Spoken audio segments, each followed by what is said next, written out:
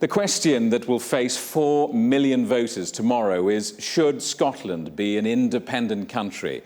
The debate about the future of the UK has prompted a wider discussion about our sense of national identity. Do you feel Welsh, British, European? And will the referendum here change any of that? Our correspondent Huw Thomas has been finding out.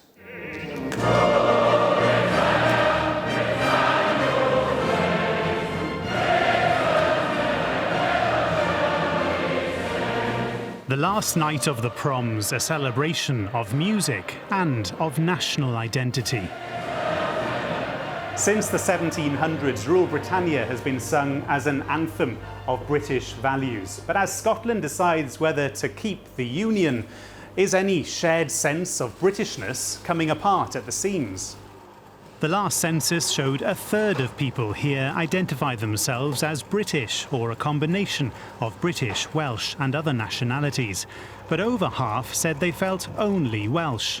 I'm British, parents Spanish, my children Italian father, and my partner present is Indian and well, I say multicultural. What would you say your nationality is? Well, I've been lived here in Swansea for more than 6 years, so I would say Welsh.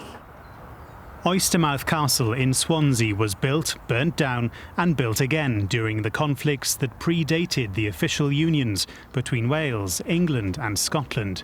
The debate surrounding this year's referendum has been mercifully peaceful, but it's fired a discussion about nationality and our own identity. Ellen Williams is a teacher in the Swansea Valley who has embraced the debate.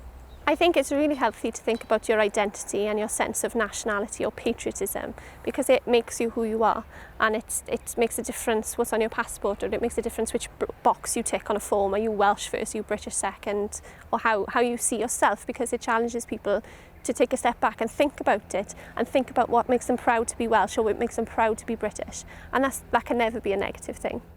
What makes us feel Welsh, British or both has a lot to do with our history. The two things interlocked and were, I think, for a very, very long time, a very easy thing to say. I'm British and I'm Welsh, and I'm proud of both. Somewhere along the line, there's been a falling apart, a dribbling away. And I think part of the current crisis in Scotland is, depending on which way they vote, of course, but how we then address again the issue of what it means culturally to be part of the British Isles.